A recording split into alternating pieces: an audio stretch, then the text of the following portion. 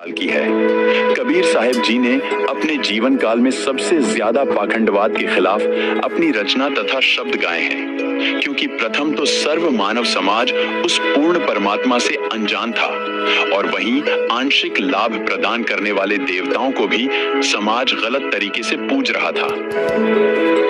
कबीर साहिब का विरोध इसी कारण होता था कि उन्होंने हिंदुओं तथा मुसलमानों की सर्व साधना तथा इबादत को व्यर्थ बताया।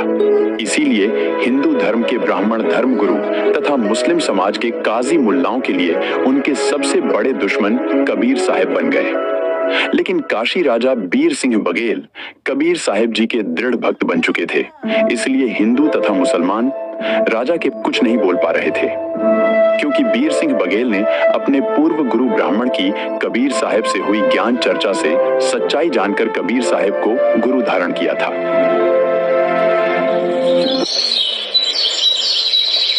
एक दिन दिल्ली के बादशाह सिकंदर लोधी काशी आए।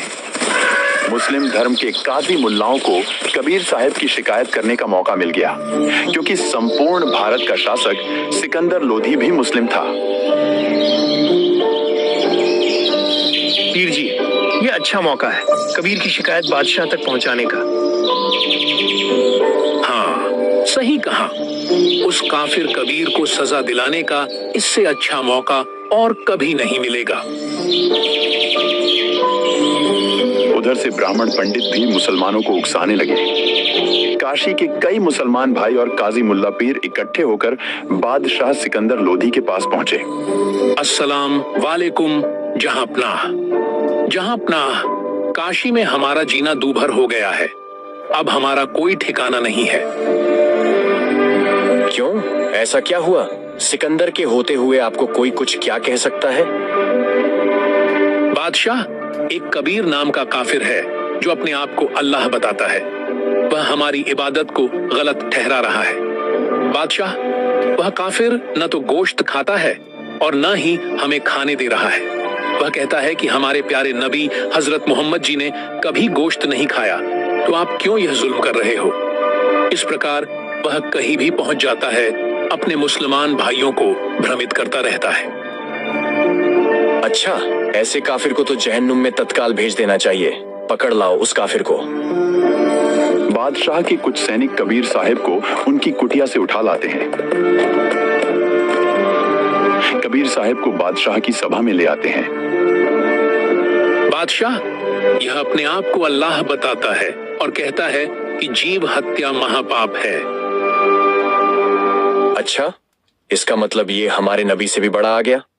हमारे प्यारे नबी हजरत मोहम्मद जी ने एक गाय को मारकर जीवित कर दिया था। क्या तू कर सकता है ऐसा? बादशाह, गाय को मारकर जीवित कर देना कोई बड़ी बात नहीं है और इससे कोई अल्लाह नहीं बन जाता। चुप रहो।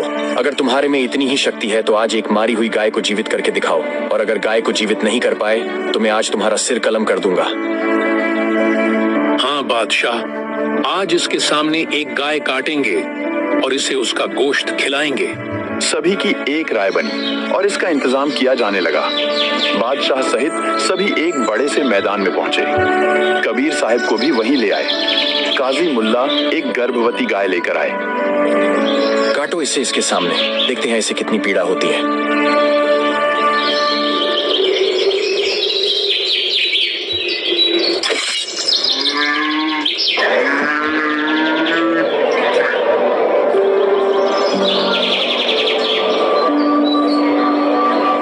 गाय और बछड़े के 4 टुकड़े हो चुके थे। चुपचाप इस गाय और इसके बच्चे को जीवित कर, वरना आज तुम्हें जहन्नुम का रास्ता दिखा दूंगा।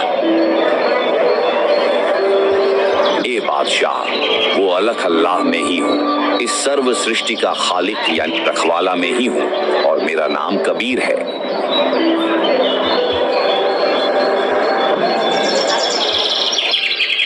कबीर साहिब ने गाय और बच्चे के हुए 4 टुकड़ों पर एक एक थपकी मारी। अचानक गाय और बच्चे के शरीर जुड़ गए और जीवित हो गए। सभी दर्शक कबीर साहिब के जोर जोर से जयकारे लगाने लगे। कबीर साहिब ने बछड़ा लगाकर दूध की बाल्टी भर दी।